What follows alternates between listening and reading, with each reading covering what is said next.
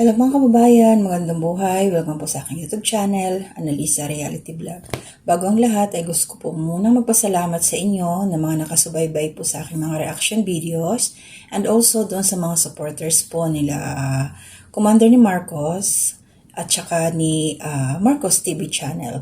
So ang reaction ko po ay patungkol po dito sa kanilang tinutulungan na si Rose, na ito po yung bata at ang pamilya niya na dati nasa kubo lang at ang sapin nila po ay dahon ng niyog, nasa palapa ng niyog.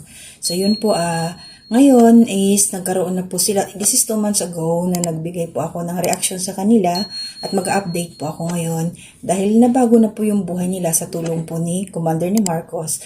Back to back po silang dalawa na mag-asawa, si Marcos TV channel po. At ngayon, nasa part 23 na sila. So bago nangyari yun mga kababayan,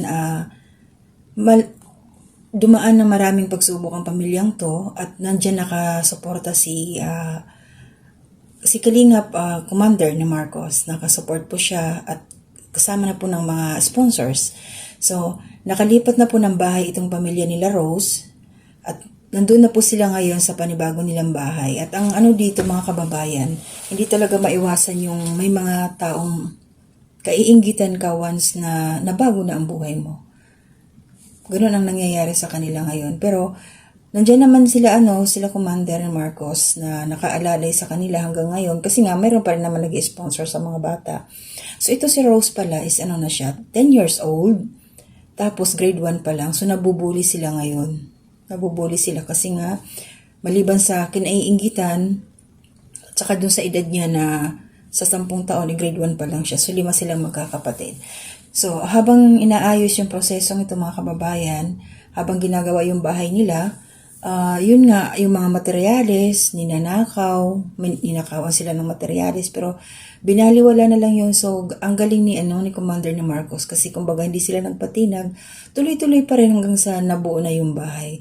So ngayon, maganda yung lugar nila, paakyat, sariwa yung hangin at malayo na sila sa dagat.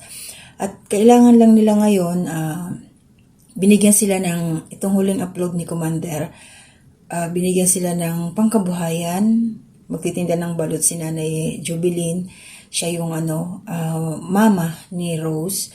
Kasi yung papa niya, kung ano yung trabaho, may nagpapagawa ng bahay, or kung ano lang na pagkakakitaan, nagsisikap din naman, gumagawa ng paraan.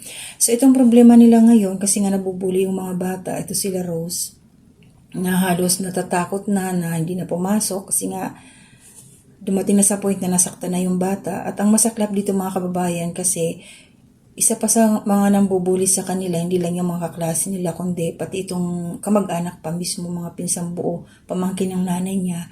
Kasi nga naiinggit na bakit daw sila ang tinulungan. Kumbaga ito si Rose kasi masyadong mababa yung luha na sinasabihan, parang paawa daw, kinakausap, umiiyak. Siyempre bata. Alam naman nila ng bata yung pinagdaanan nila, yung buhay nila na napakahirap. Isipin nyo mga kababayan na yung pamilyang ito, nakahiga lang sila sa dahon ng nyug na binabanigan na lang nila, sinasapinan. At yung dahon ng nyug na yun mga kababayan, nasa lupa siya. So tabing dagat pa sila, malapit sila sa dagat. So imagine, tapos ngayon na medyo sa tulong ni Commander ni Marcos at saka yung mga sponsors, nakalipat na nga sila ng bahay, kinaiinggitan na sila ngayon, tapos sinisiraan na sila. Kaya nga minsan napapakomment ako doon na yung inggit, pikit na lang, di ba? Kasi alam naman ng Diyos kung sino yung mga dapat tulungan, ang nangangailangan, at saka kung sino talaga yung karapat-dapat.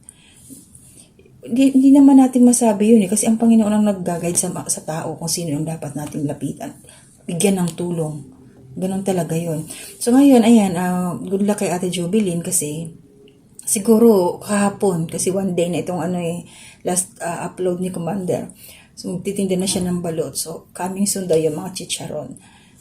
So at least kahit paano meron silang pinagkukunan, tulong-tulong. At ito na lang ang problema kasi sa mga bata.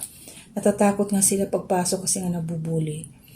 Sana ma-aksyonan kasi ang nagreklamo na yung nanay si Ate Jubilin. Na barangay na nga daw sila Pero syempre yung nambuli, kamag-anak nga niya, pamangkin nga niya, parang kinakampihan pa ng kapatid niya, lalaki daw yung kapatid niya. Dapat kasi pag ganon, mga kababayan, para sa akin lang, pag yung mga bata, sasawayin din, Kasi pag tinolerate natin yung mga ganong pag-uugali, kalalakihan yun eh. Kasi sa tingin ko ito sila Rose, mga ano lang naman sila, mga tahimik na bata. Sabi nga niya, nananahimik lang siya, hindi na sumasagot. Pero talagang gusto silang apihin. So hindi yun maganda. Tapos dun pa sa school, nagsabi na rin yung nanay niya, lagi daw wala yung school principal. Anong ginagawa ng teacher, yung advisor? Di ba pwede naman siyang magsaway, pwede niyang kausapin yung mga nambubuli doon kila Rose na kausapin niya. Kasi siya naman yung nandoon, siya naman yung teacher, pwede naman yun. But iaasa lagi sa principal kung wala doon yung principal ng school, di ba? Kaya nga nandoon yung teacher, pangalawang magulang. O kung hindi na niya kayang i-handle, saka yung principal, saka yung pambubuli na yun, basic lang yun, yung mga bata, ikaw na teacher, pwede mong may handle yun. Di ba? Hindi dapat tinutuloy katulad yan ngayon, natatakot na tuloy ito sila Rose pumasok. Pero ang advice ang offer ni Commander ni Marcos, pag hindi naayos, iba kay transfer yung isa. Pero syempre, si Rose daw, transfer na lang ng school.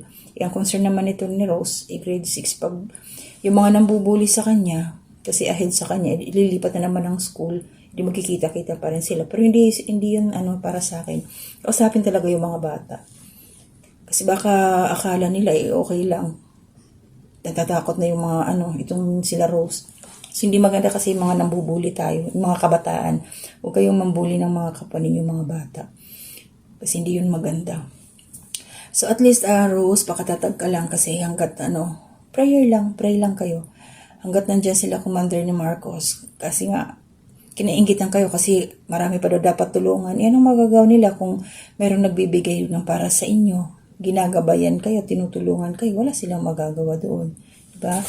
Huwag silang mainggit, magsikap na lang. At saka nagsisikap din naman tong pamilyang ito nila Jubilin, ni mama ni Rose. So salamat po Commander ni Marcos sa approval ninyo, pagbayag ninyo na mag-react ako sa mga videos ninyo. Although mayroon na akong nauna. So ngayon, meron ng basbas. Maraming salamat. At ingat lang kayo lagi sa mission ninyo, kayo ni Marcos TV channel. So mga susunod ulit na aking mga reaction. So ngayon, ganito na po muna mga kababayan. Nag-update lang po ako para dito kila Rose. So blessing na po na meron na silang maayos na natutulugan at magkakaroon na rin po sila ng pagkakakitaan kahit papano. At tuloy-tuloy rin po kanilang pag-aaral. At maliban dyan, kasi wala nga sila mga birth certificate, tinulungan po ito sila ni Commander ni Marcos. So support po natin mga kababayan. Ulitin ko, Commander ni Marcos TV channel, kasi sila po ay kahit maliit lang yung kanilang channel, marami na po silang natutulungan. So, supportahan din po natin sila sa abot ng ating makakaya. So, maraming salamat po ulit. To God be the glory. Bye-bye po.